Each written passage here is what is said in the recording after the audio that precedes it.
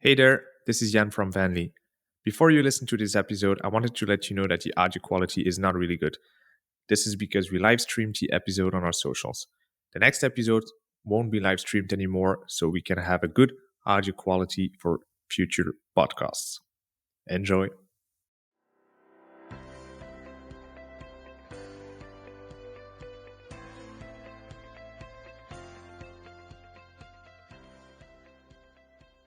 Hi, welcome everyone for episode 10 of the Venly Expert Talks, last one of the year. And today we're going to talk about real world businesses navigating the crypto space and assets together with Arul, COO of Polytrade Finance. But before I introduce you to Arul, I just wanted to go over the basics of the Venly Expert Talks. So we're streaming live on Twitter, on LinkedIn, and on YouTube. And we're also recording this for our podcast on Spotify and Apple. If you want to ask questions to Arul directly, then you can do so by placing comments on the streams on Twitter, LinkedIn, and YouTube. We'll see them popping up here, and Arul will answer them live. If you don't want to answer questions, if you don't want to ask questions, don't bother. It's okay, and you will have this recording on Spotify as well. So to remind you why we do this, we want to inspire the generation of Web3 builders by telling great stories and hearing them from great minds, just like Arul. And now today we are going to hear from an expert how today's businesses are looking at crypto and digital asset investments. And we have with us Arul Prakash, the COO at Polytrade Finance. Welcome on stage, Arul. How are you doing? Very good, Jan. Thank you very much for having me here. Great to have you. First, I wanted to ask some questions about you personally before we dive into your project and also on your vision for real world businesses and the Web3 space. But about you, can you give a little bit of background of your life and crypto, where you're from, etc.? Sure. So I've been, all through in India and traveling around different countries, largely from a professional capacity as such. So a bit of a global citizen sorts, always ready with my bags packed to travel at any point in time. From a background perspective, I had done my engineering, followed by post-graduation in business management.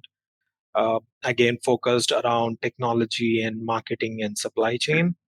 I've been working with largely retail and consumer good companies for the last quite a few years. As a part of it, worked with strategy consulting at Accenture Management Consulting. I was also working as a functional consultant at Tata Consultancy Services. And before I jumped into the crypto bandwagon as such, from a full-time capacity, I was heading product development for a group called Tata Digital in India, which is quite a large group as such. So I was heading the product development for a certain set of businesses.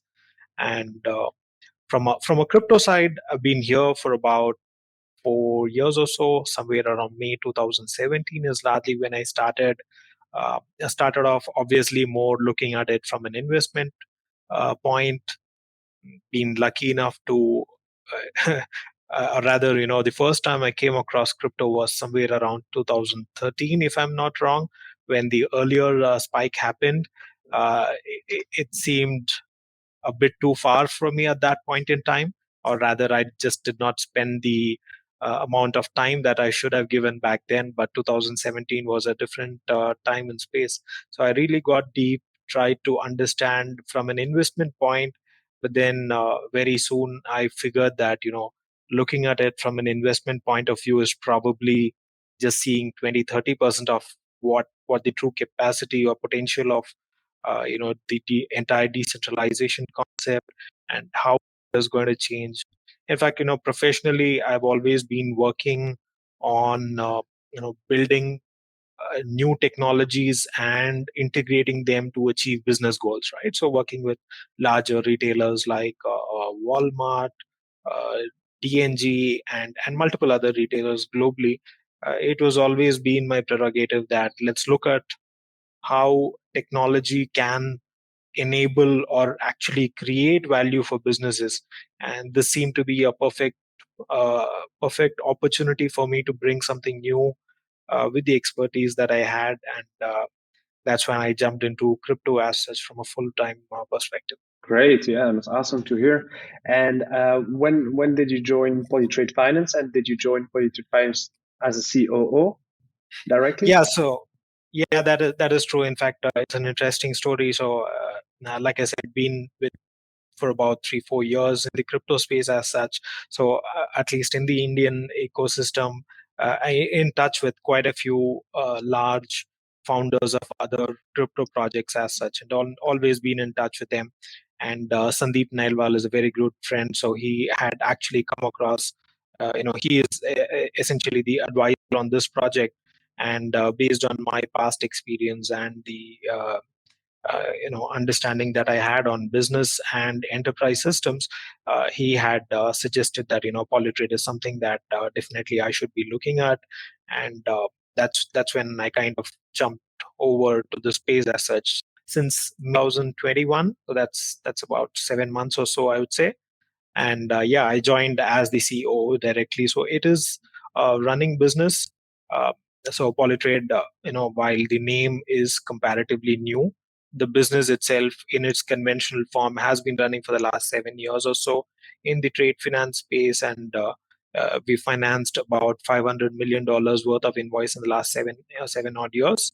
The time was right where the entire business had to pivot to a complete digital mode, considering that the COVID had impacted us, and in-person discussions and in-person meetings of how the space usually works started to go off. We all had to move to a digital mode as such, and the blockchain piece kind of piggybacked on top of it, right? And so it all synced up at the right time, and that's how I kind of reached here, and happy to be here as well.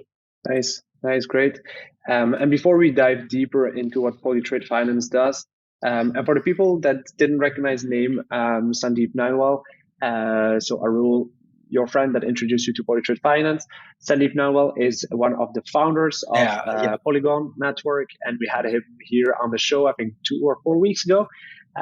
So we interviewed him as well on the division of Polygon. It's an excellent episode of the Venly Expert Talk with Sandeep as well. Great. I saw that Sandeep indeed was an advisor in the project, and that the project is built on Polygon as well. So that's great. Last question about you before we dive deeper into Polytrade Finance. Can you explain, or can you tell us, did you work in blockchain before Polytrade Finance, or were you just active in space as an investor besides working? Yeah, so before I joined here on full time over here, so I was working as part of Accenture Strategic Consulting. So in India, I was leading the innovation space for retail and consumer goods organizations for all the Indian clients as part of the strategic consulting division, right? And over there, in India, there are a lot of POCs, a lot of implementations that are currently in progress in the blockchain space as well. Some in terms of traceability and provenance around coffee production and tea production and which farm it comes from. So the entire supply chain aspect project is something that I had initially worked during the solutioning phase as well. So yeah, I'm aware of the entire farm to fork story of how blockchain fits into it, but not just Accenture, but rest of the larger consulting organizations also are still not very comfortable with the crypto element to their business as such, right? So they're still figuring out how to make that leap from blockchain to a crypto enabled system. So that's exactly where I was, and the organization was as well. And before Accenture could take the leap, I took the leap in. Excellent. Yeah, and that's exactly what we're going to talk about real world businesses adopting crypto, adopting blockchain and Web3 mechanics, and innovating through Web3. So what does, in your words, what does Polytrade Finance do, and what is the vision of Polytrade Finance? Sure. So there are two different aspects that I'd like to talk about when I talk about Polytrade, right? Now, the core goal of what it was built and what it still stands for is access to capital, access to capital for small and medium enterprises is what we are trying to enable right now. Um, just to give an example, right? Because trade finance is not an intuitive area. It is not something that a regular user comes across, because all of these things happen in the back end, right? So just to think of as an example that there is a, say, a handicrafts manufacturer or a apparel manufacturer sitting out of, say, South Africa, and he is supplying to a retailer like Walmart. As a business practice, what happens is that once Walmart receives the goods from the manufacturer, in this case the apparel manufacturer out of South Africa, Walmart makes the payment about 30 days, 45 days, 60 days, 90 days later, right? And these payments are, so this duration of delay between receiving the goods and actually making the payment is called as the credit period. And it is a very standard norm across multiple industries as well, not just in retail. And what this does is that for a small and a medium enterprise, it kind of restricts the amount of uh, cash that he has in his hand, right? Because you can understand that he has to pay his own employees the salary, he has to pay for his electricity bills, he has to pay for the raw materials that he has procured, he has to pay for raw materials that he needs to procure for future orders as well, all of these. And a delay of 45 or a 60-day period kind of completely limits his ability to grow his business. And that amount of cash that you have in hand to deploy for your business is typically called as your working capital, right? Our entire goal through Polytrade is to ensure that the small and medium enterprises have access to capital, and they are able to deploy it against their guaranteed invoices into their business. So in this case, assume that Walmart has purchased the goods. There would be an invoice standing against Walmart which says that he needs to pay, say, $1 million back, right? Uh, what Polytrade does is that it accesses crypto liquidity. It takes in money from the crypto investors in terms of stable coins, checks the invoice from the South African manufacturer, issues him the money from the crypto liquidity against that particular invoice. And after 60 days, when the time has come when the money needs to be received from Walmart, we go to Walmart and we collect the money on his behalf. So for this entire service, the manufacturer gets access to capital 45 days prior to what he usually gets. So he is able to focus on other things. He is willing to let go of a certain percentage of that invoice. So we take probably a 1% or a 2% cut out of that particular invoice. And the returns that we get, we give that money back to the crypto investors who had initially invested, right? Now, so this like I said is a not very intuitive, but there are very many benefits that each of the players in the ecosystem actually get. The first thing, like I said, is a small and medium enterprise actually getting access to capital. See, one of the things we need to be very clear about, right, that in case of this space, what the issue is not cost of capital. The issue is access to capital. What I mean by that is typically a small manufacturer is willing to give a percent or a 2% more than what he would otherwise get if he's able to get access to that cash immediately, because time is more important to him than the 1%, 2% that he will be saving, right? So access to capital and quick response to his needs is what one of the things that Polytrade will be taking care of. On the other side, there is a huge benefit that the crypto investors get. Uh, Not very many people know of this kind of an asset class that exists. This is typically operated by very large institutions and banks typically. And this is a very safe investment vehicle as well. So as an individual, you or I will never be able to get an exposure to an asset class like an invoice financing. But with Polytrade, we are able to even take money as low as $100 in terms of stablecoin and be able to deploy it in real world. Now, deploying it in real world again brings a very interesting benefit, right? Uh, Obviously, we're all aware that the entire crypto market goes with cycles, with bull and bear cycles as such. Now, when we have an exposure to a real world business, the bull and bear cycle of the crypto market, the volatility of the crypto market is entirely out of question, which basically means that the investment they would be doing in terms of stablecoin on Polytrade platform is actually crypto winter proof, as we call it. So it doesn't matter whether Bitcoin is at 5,000 or 50,000, as long as we have stable coins that have been deployed in the real world, the patterns and the returns will be following real world commerce that happens, right? And the gap of the industry that we're trying to tackle. So globally, this industry is around $7 trillion, right? The trade finance industry that I'm specifically talking about, and the gap, which means that unaddressed market alone is around $1.6 trillion today. So the total size actually should be 7 plus $1.6 trillion, right? So an unaddressed market of $1.6 trillion is what exactly Polytrade is currently trying to tap into. If that answers your question, yeah. Perfectly. Yeah, and it makes a lot of sense the way you explain it. Question would be if I consider myself as a retail investor and I would say, okay, I want to invest via the Polytrade Finance platform into real world assets, which I invest with stable coins. But how do you compare it with, because I can also stake stable coins on popular exchanges or DeFi protocols and get an APY of, let's say, maybe 10%, 12%.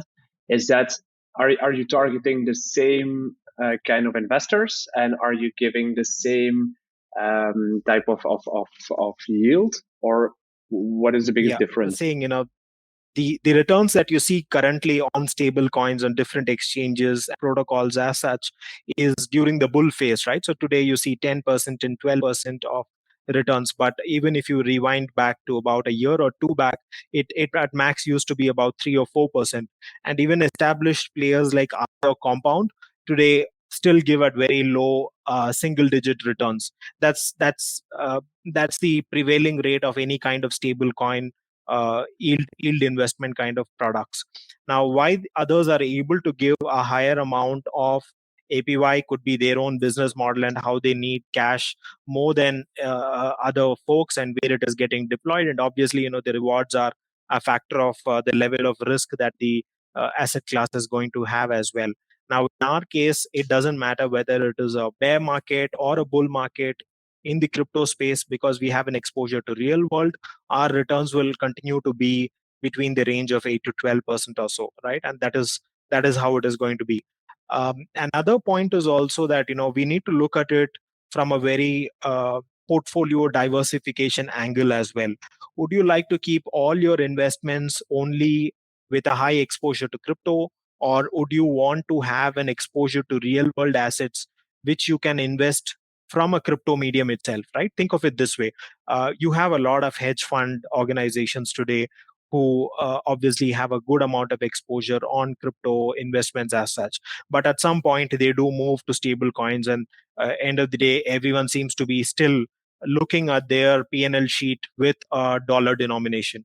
Now, when they do convert to dollar, they want to deploy their dollars also in a different places which are not exposed to that kind of a crypto risk. And if we are able to provide an exposure to a real world asset class inside the crypto ecosystem, it provides a huge amount of diversification itself, right? That's yet another advantage. Now, from a customer segment perspective, while retail investors definitely would be one of our target segments, we are targeting more towards HNIs and hedge funds and institutional investments in crypto space to lock their funds inside our lending pools, right? So the marketing approach and the targeting approach for all of those are going to be a tad different than other DeFi protocols as such. Awesome. Yeah. Thanks for that answer. And the platform itself, is it because I saw that it was releasing in January next year, so in a few weeks. Is it already live? Yeah. Is it in beta or testing, or how can people subscribe to get notified? Yeah, so we already have a live a system which is currently undergoing testing, right? So it is in its test mode, and it will be going live in the second and third week of January. That is the plan. We are already done our security contract audits for 50% of the product is done. Another 50% for another set of smart contracts is currently underway. We're also in the process of doing vulnerability and penetration testing done from a big four, so as to ensure that all the funds are locked within the system safely. So it's all about in the final stages. We should be seeing the system live very soon, and the beta access is open to public. So anyone who wants access to that just needs to fill up a form, and we'll be getting back to them in terms of how they can access the system. So it is open to anyone. Awesome. Yeah, sign me up for the beta, definitely. Sure. And yeah, that was one of my questions, was how to make sure that everything is 100% secure. But you answered this with you're doing smart contract audits and then consulting audits. In And fact, one more point on yeah, that, right? I mean, go ahead. just to add on to that, which not other protocols can actually claim, because our funds are actually getting deployed in the real world, right? Going to back invoice. Now in the real world, there is a certain insurance product which is called as a credit insurance. Now the credit insurance typically is backed by an invoice. So think of it that there's an insurance company who says that, okay, you have an invoice from Walmart has never defaulted on payment of an invoice, I'm willing to give an insurance cover on top of it, right? So that's what we typically call as a credit insurance. So all the invoices that we fund in the real world are always going to be credit insurance backed, which kind of adds an additional layer in the real world which doesn't exist currently. So there's like three layers of protection. One is in terms of credit insurance for the funds which have been deployed in the real world. Second is the smart contract insurance itself that we will be taking with partners like Tidal Finance and Nexus Mutual.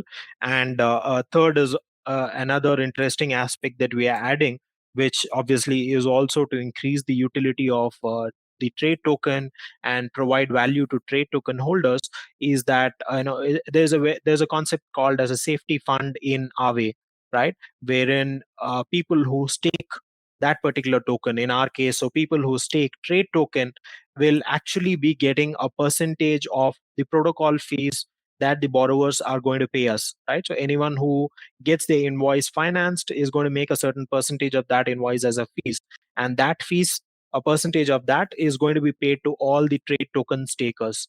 The risk factor of that is the tokens that are being staked will be used to cover any kind of risk of failure which is not covered as part of credit or smart contract insurance.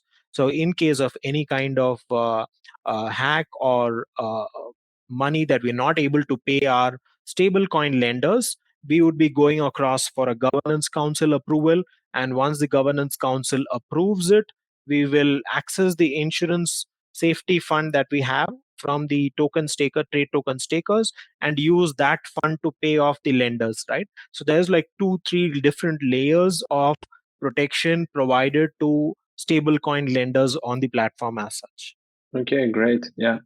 Thanks for that clarification, and yeah, I'm very looking forward to seeing the platform as well, and testing it out. But great to hear that the amount of security, and also in case something goes wrong, there is like a good plan. That really shows that Polytrade Finance is, I would say, an enterprise that has been there for a long time already, and now transitioning to crypto or to Web3 solutions. And that makes it indeed a little bit different in terms of risk ratios for the retail investors. Question for like fellow Web3 builders and that are attracting users.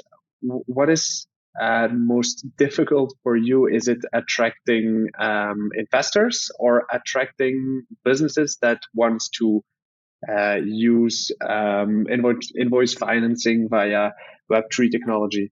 So I would say it is at this point, the I wouldn't say either of them are very challenging, but I would say that more of our focus we would give towards getting our lending pools filled. Why? Because, like I said, we've already been working in this space for the last 6-7 years or so.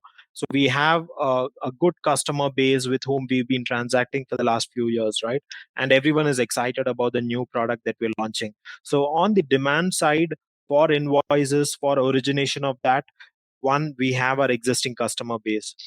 Second, on the demand side is also that till date, we've been working mostly in the Indian subcontinent region, right? So it is around India, Sri Lanka, Bangladesh, Pakistan, Myanmar, and so on, the regions where we've been currently working for the last few years or so. And trade finance is such a large beast that it's not possible to cover the entire globe by a single team as such. So we are building up partnerships across different regions in Southeast Asia, in LATAM, in the US, with similar kind of organizations, and trying to provide them a line of credit through which they will be able to finance their invoices that they have as well, right? So our demand side is very healthy. We've already signed a few MOUs and partnerships, which we've listed on our site as well. So that's not much of a concern. On the lending side is where we're looking to open up the floodgates, but very slowly, because it's end of the day, it is money. So we want to make sure that we gradually increase. So we're not looking at suddenly opening up with a 500 million kind of a TVL on our protocol. We're looking to gradually increase it to make sure that the system is scalable and sustains. Cool. So when we talk about attracting investors to your platform, I read somewhere that you're implementing gamification for them. Can you explain how you want to do that, and why? Sure. I mean, I think the why part is much more important, partly because what we've realized is that at current state, the average age of a typical investor or a DeFi person is quite low, right? It's probably around the early 30s at best. Otherwise, most of them are below 30. And what we've realized is that the conventional mechanisms that typically apply for a finance kind of a product doesn't appeal to the specific age group that we're looking for, which is largely digital native who've grown up with the internet sort of a thing, right? And somehow looking at gamification was an opportunity, one, to tap into this particular audience, and second, also to make things a bit more interesting in a varying landscape like a DeFi, right? DeFi is kind of a boring space if it is not colorful and doesn't have characters and so on. So that was an angle that we've done. So what we're trying to do is we're creating a play to APY kind of a model. Obviously, I'm guessing most of the listeners are aware of the play to earn model. What we're doing is a play to APY model, which basically means that owning a certain NFT after playing that particular game will entitle you to a percentage bonus on what you have on lending pool. So assume it in a fashion, someone deposits say $100 and he gets an NFT which entitles him additional 5% APY. He would get a 5%, which basically translates to $5. Now the interesting part of this is the value that the person who is depositing $100 will give to this particular NFT is $5, right? But think of it in a larger scale. Assume there is an investor who wants to put into stable coin, say $1,000,000. Now the value of that NFT from $5 goes to $50,000 because he is going to get the same amount of additional APY, but in terms of value, it completely changes it, right? So there is a lot of interesting play that is possible here, where a higher an individual or an investor who wants to invest a higher amount would associate a higher value to that NFT, while the reverse might not be true, right? So that's an interesting play that we're trying to bring. So we're looking to partner with other NFT projects, and even a couple of days back, I was having a conversation with Gilbert, obviously from Venly, to understand what are the functionalities that provide, because obviously you have a good set of suite of products when it comes to NFTs, and we've kind of found already a solution within the Venly suite of products, which is going to specifically cater to us for addressing this particular model here. Nice. Yeah, that's nice to hear. I also know like a fun project that we had here on the podcast as well is Good Ghosting. And Good Ghosting, they use the play, let's say play to, no, it's like play to earn, but it's more like stake and then keeping your stakes to earn more. So it's gamifying DeFi as well. So you need to put money on several dates. And then if you quit the saving pool, then your earnings will go to the others, which continue the saving pool for a specific amount of time. So I like to see that the DeFi space is, like you say, coloring up with some cool fees. When you sell your product to the real world, let's say that for others listening that have a product and they're more in the, I would say, the real world solutions, and they want to now integrate blockchain and Web3, and they sell to the same companies that they used to selling. But those companies, they're not used to Web3 products, of course. Some could be, I would say, that a little bit more distancing the Web3 products. How do you, or what questions do you get from those traditional and real world businesses the most? Sure. I think that's a really good question. I mean, we often do get this part that chain is something which is non-intuitive. It is not something that users still have a good hold on in terms of handling their keys, or what does it mean when you say a private key? If I lose my key, is there a customer care to whom I can call? Right? All the usual questions.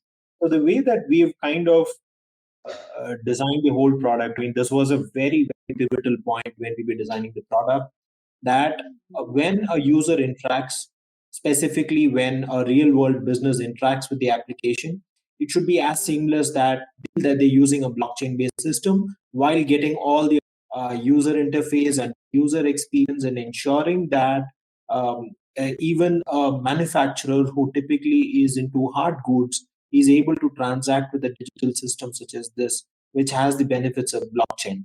But needless to say, he loses out on service if he is not aware of these concepts. Right? So we are trying to focus a lot in terms of incentivizing and educating the users on how to use this crypto-based platform. And if he is able to suitably learn and understand and use, he stands an opportunity to get a lower fees, better returns for the funds that he's locking with us, and so on. So there is a minor bit of gamification or incentivization angle that we use it, or rather, should I say, in the carrot and stick approach, we're taking a carrot approach, wherein we are hoping that a financial incentive will increase the interest level in learning these kind of concepts, but not knowing them doesn't stand as a roadblock for them to participate in the network. Right? So that has been something that we're very particular about. And even when we are designing the product, we have taken a lot of feedback from real world businesses and creating the user interfaces and flows. So we're quite sure that they're not going to find it drastically different, but at the same time, it will give them a lot of opportunities to learn. All right. Yeah, makes sense. And do you see, again, when selling to those traditional businesses, do you see already some patterns in demographics or industries that are already up to speed with the whole Web3 idea or innovation? Can you pin some industries where it goes, I would say, smoother? Yeah. So from an industry perspective, conventionally finance in the industry, which usually takes the front, and it continues to be so even over here. And you see multiples of different banks using blockchain-based systems. They've been using it for 3 to 4 years, but there has not been a collective approach, an ecosystem play between all the players. Right. So now there are companies who are using the provenance-based approach from a supply chain and product tracking perspective. Pharma has started to use it.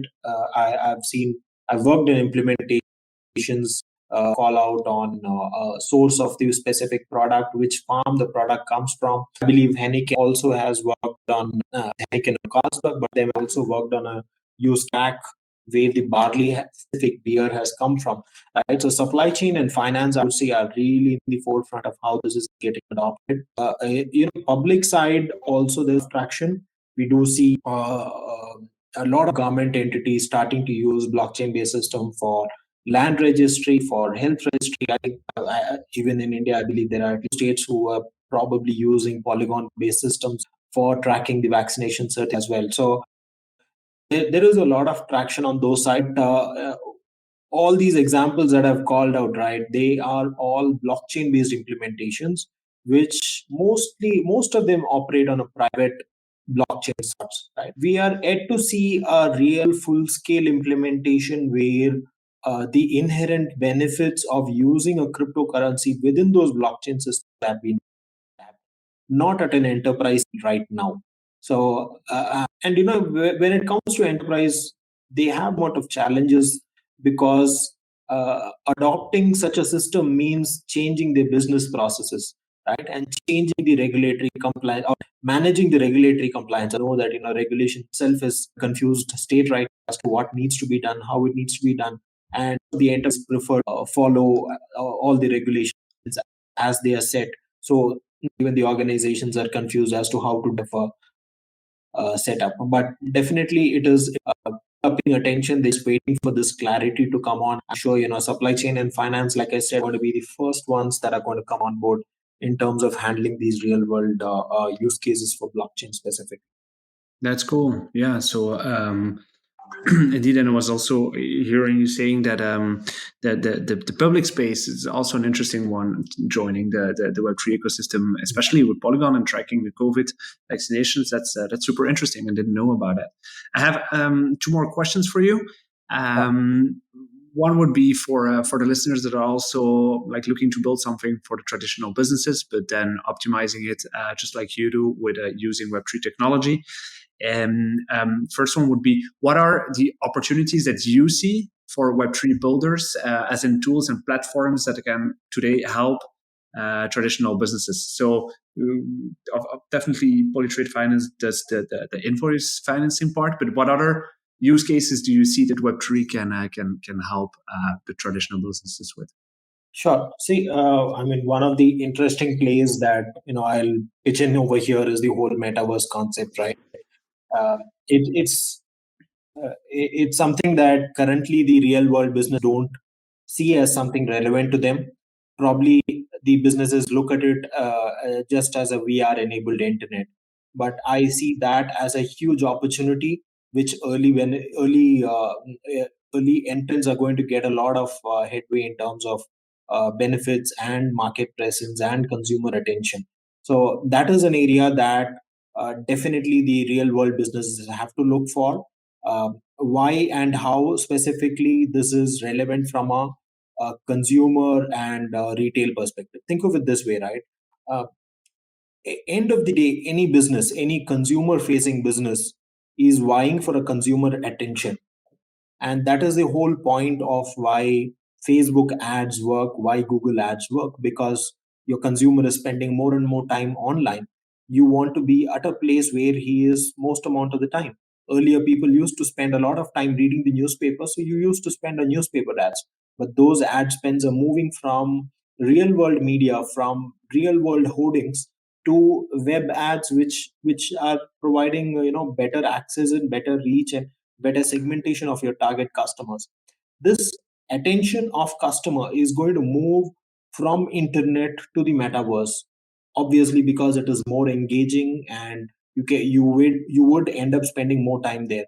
So real world businesses are going to start looking at the metaverse not as just a medium, but it is going to start becoming a channel of sales, right? They'll think of it like a consumer goods company, again, who has different channels of sales, right? They would have institutional sales, they would have retail sales. They also track e-commerce sales. They track e-commerce on Amazon separately, e-commerce on their own channel separately. Very soon, there will be a separate metaverse channel sales that each of these companies are going to look for, right? If H&M is launching a metaverse store recently, then they are going to look at what is the sale that I'm getting from a metaverse product. If D&G is launching it in metaverse, they're going to say what kind of revenue stream am I generating from there compared to operating a real world retail outlet, right? With all the challenges of time and people and so on. So they will start focusing more on different channels to earn more and more revenues to stay where the customer attention is. So it is for any consumer facing business, it's extremely pivotal to start looking at the area of metaverse. And while your question was specific to Web3, our approach specifically from Polytrade perspective is that there is no metaverse if there is no Web3, right? It is just glorified internet on VR headset, and that's not what our view on how metaverse should be. So if Facebook has a certain approach of how it needs to be within walled gardens, then that's not exactly what metaverse should be. Metaverse should be much more open, decentralized, synchronous, persistent, all of those concepts that really puts it across as a differentiator. So that's a space in the next 5 to 8 years that definitely business should be looking at. Damn, yeah, that's awesome to hear, and that's super exciting as well. And completely agree on the closed walls version of the metaverse and what Facebook is doing. And yeah, very much looking forward to what's going to happen with e-commerce and I don't know how it's going to be called. Maybe meta commerce, like real commerce in the metaverses. Last question.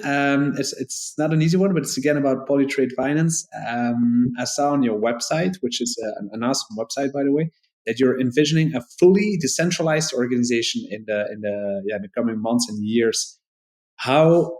No, first maybe why are you looking to do this, and how will that be possible? Sure. So as we were starting to build the Polytrade app for the SME segment as such, right? We were talking to a lot of different players, talking to Polygon as well, and what we realized is that there are a certain innate gaps or white spaces, as you call it, in the tech space for crypto players as well, which caters to buyers, payments, commerce, and finance, etc. Right. So, for example, today we're creating a product focused on small and medium enterprises in real world. But what we noticed is that with a minor tweaking of our solution itself, we should be able to cater to certain innate needs of crypto players like Polygon for making payments towards their own respective suppliers, right? So currently, if you see, Polygon has probably a vendor spend of close to $5 million per month. And there are a few challenges in terms of, say, how do I perform the KYC, how do I make the payment on time, and so on, which always happens with a growing organization, right? And these are challenges which already exist. And we believe that our own solution with a minor customization can address these particular needs as such.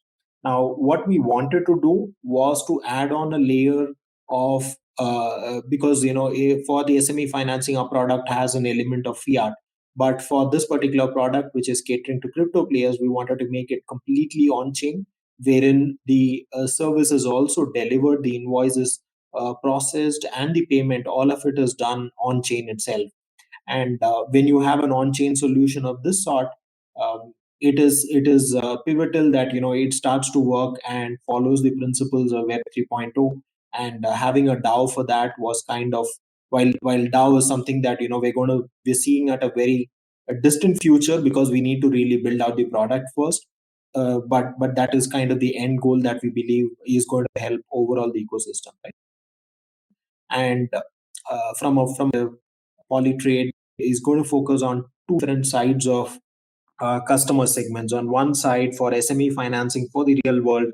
On the other side, the product that we branded as Polytrade Meta, again, targeting the metaverse concept, is to build a suite of products around commerce and financing solutions for Web 3.0 kind of companies. And we were happy to kind of announce that Polygon has agreed to be the first customer who will be using this Polytrade Meta product, which means that all the suppliers whom the payments are going from Polygon, $5 million worth, would be processed via. That's a cool thing for us in terms of the trust and belief that the Polygon team has on us. Looking forward to have the Polytrade Meta product launched by Q2 as well, at least in its very initial stages, right? Because we have a very strong roadmap of at least for the next 2 to 3 years. While we've not published it, we're very clear in terms of how and what we need to do on that front. So very excited about that, and that exactly is the entire decentralized practice. Cool. Thank you very much for this. So people, if you want to follow Polytrade Finance, definitely look at their website and follow their socials, since there will be many products going live in Q1 and Q2 of this year. And then I'm personally very much looking forward to testing the platform as well as a retail investor and seeing how I can invest in traditional businesses through the concept of blockchain and NFTs with earning a stable APY coming from real world companies with low risk. So thank you so much, Arul, for all those answers and for explaining Polytrade Finance to us and also sharing your vision on Web3 and on metaverse commerce with us. Is there anything else that you wanted to add, or if people want to reach out to you, is there any Telegram or Discord or Twitter where you want to send them? Sure. So, I mean, our Telegram channels are quite constantly monitored. We just set up an alpha channel on our Discord server as well. But yeah, Telegram is the right way to enter the all the social channels of Polytrade as such, right? And and exactly like you mentioned, there are quite a few products that are coming up. In the next 2 weeks or so, we should be having a listing in a tier one exchange as well. Apart from a listing in an Indian exchange, which is kind of a home ground for us. So kind of very for with a product launch also with TV. So it's a packed tools for us. Very excited to have all the community support that we can garner at this point. Cool, thank you. I know the feeling. Everything is pretty packed in the blockchain space, especially when things are moving so fast. Thank you again, Arul. This was the last Venly Expert Talk for 2021. So we wrapped up this year and we're preparing next year with our next guest. It will be Sergey, the co-founder of 1inch. Also joining Alex Russman will be a guest in 2022 from the HBAR Foundation. And we'll also have Sammy, the CEO of Transact. And then we will have a very special guest soon, need to be confirmed on the name and date, but that will be someone explaining and working at Adidas and explaining their moves in the metaverses. So thank you very much for listening, Arul. Let's catch up soon and good luck with the packed agenda for the coming months and years. Thank you. Thank you, Jan, and Happy New Year to everyone. Thank you, Arul. Bye-bye. Bye-bye.